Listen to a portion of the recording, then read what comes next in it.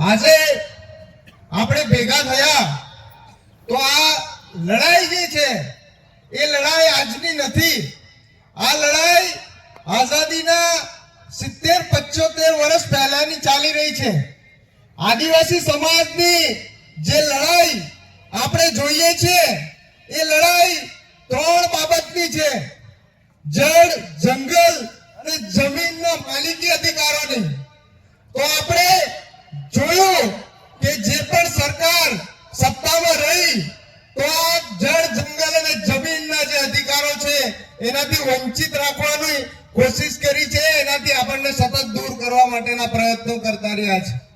એ નર્મદાનો વિસ્થાપિતો હોય, એ ઉકાઈના વિસ્થાપિતો હોય કે આંબલી, લાખી, ઈસર ડેમ અને ગુજરાતના જેટલા પણ ડેમોના વિસ્થાપિતો થયા એમના લોકો હોય, એ તમામ આદિવાસીઓને આજ સુધી પણ જમીનના અધિકારો નથી મળ્યા અને વન અધિકાર અધિનિયમનું અમલીકરણ નથી થયું.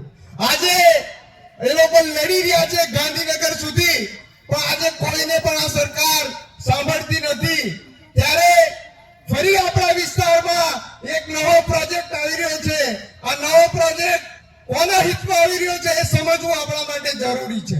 આ પ્રોજેક્ટ જે મૂડીવાદીઓની દલાલી કરતા લોકો ગાંધીનગર અને દિલ્હીમાં બેઠા છે, એ મૂડીવાદીઓની દલાલોએ આ પ્રોજેક્ટને અહીંયા લાવ્યા છે. આ પ્રોજેક્ટ, આ સોલર પ્રોજેક્ટ જ્યારે અહીંયા આવી રહ્યો છે તો આ વિસ્તારમાં વિકાસના નામે મીંડું છે. આપણા વિસ્તારમાં શાળાઓથી માંડીને સરકારી હોસ્પિટલોનો આજે વિકાસ નથી થયો. ત્યારે આવા પ્રોજેક્ટો લાવીને આ સરકાર આદિવાસી સમાજને સ્પષ્ટ સંદેશ આપે છે કે અમને અભયારણ્ય જોઈશે. અભયારણ્યમાં હાથી, દીપડા અને એમની ચિંતા છે, પણ આદિવાસીઓની ચિંતા નથી. આ વિસ્તારના જે લોકો છે એમના અધિકારો એને સુનિશ્ચિત થવા જોઈએ. જંગલ જમીનની સનદો મળવી જોઈએ એની એમને ચિંતા નથી, પણ જે પ્રાણીઓ છે એની ચિંતા છે. એટલે પ્રાણીઓને આદિવાસીઓ કરતા વધારે મહત્વ એ લોકો આપે છે, પણ આદિવાસીઓને મહત્વ નથી આપતા. એટલે આપણે આ લોકોની તાકાતને સમજી લેવી પડશે સાથીઓ. અને હવે આ લડાઈ આવેદન નિવેદન સુધીની રહી નથી. ગાંધીનગરની જે વિધાનસભા છે એનો પણ ઘેરાવ કરવાની આપણે તૈયારી કરી લેવી પડશે.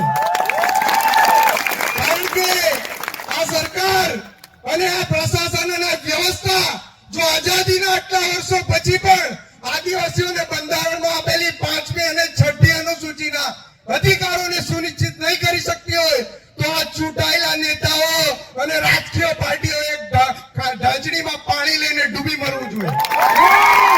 રાજકીય પાર્ટીઓએ અમે નારો કહીએ છીએ કે હક અધિકાર અને સંઘર્ષને ટેકો, રાજકીય પાર્ટી અને નેતાઓને ઉકાઈ ડેમમાં ફેંકો. એ સમય આવી ગયો છે.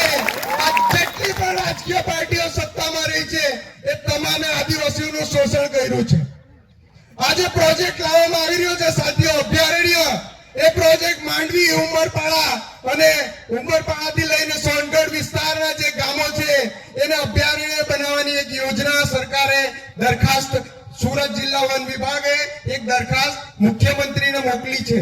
આ દરખાસ્તમાં આ 3 તાલુકાઓનો સમાવેશ કરવામાં આવ્યો છે અને આ ગામોને એક અભયારણ્ય બિલ્ડ કરવાના છે, તૈયાર કરવાના છે. એ દિશામાં એક સર્વે ચાલી રહ્યું છે જેનો અધિકારીઓને પૂછવામાં આવે છે તો કોઈ જવાબ આપતા નથી.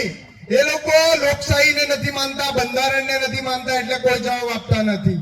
આ જે વિસ્તાર છે એ વન અધિકાર અધિનિયમનું હજુ સુધી અમલીકરણ નથી થયું આ વિસ્તારમાં. અને એક તરફ આ અભયારણ્ય લાવીને 70,000 હેક્ટર, કેટલું? 70,000 હેક્ટર જંગલને અભયારણ્યમાં તબદીલ કરવાની આ લોકો યોજના કરી રહ્યા છે.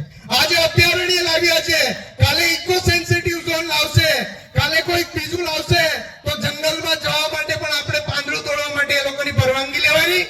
આપણો વિસ્તાર છે, આપણું રાજ છે, તો આપણે એમને પૂછીને જંગલમાં જવાનું? તો આ સરકારને આપણે કહેવું પડશે કે ભાઈ તમારા આ પ્રોજેક્ટો અમારા વિસ્તારમાં જોઈતા નથી. અમે અમારા વિસ્તારની તમારે 1 ઇંચ જમીનમાં અમે ઘૂસવા દેવાના નથી. હવે આ લોકોને પ્રવેશ કરતા કામ બંધ કરવું પડશે અને આપણા વિસ્તારની 1 પણ ઇંચ જમીનમાં બેસવા દેવાનું નથી. અને આ ધરતીમાં આપણે પેદા થયા છે, આ ધરતીમાં આપણે મળવાનું છે, પણ આ પ્રોજેક્ટને આવવા દેવાનો નથી.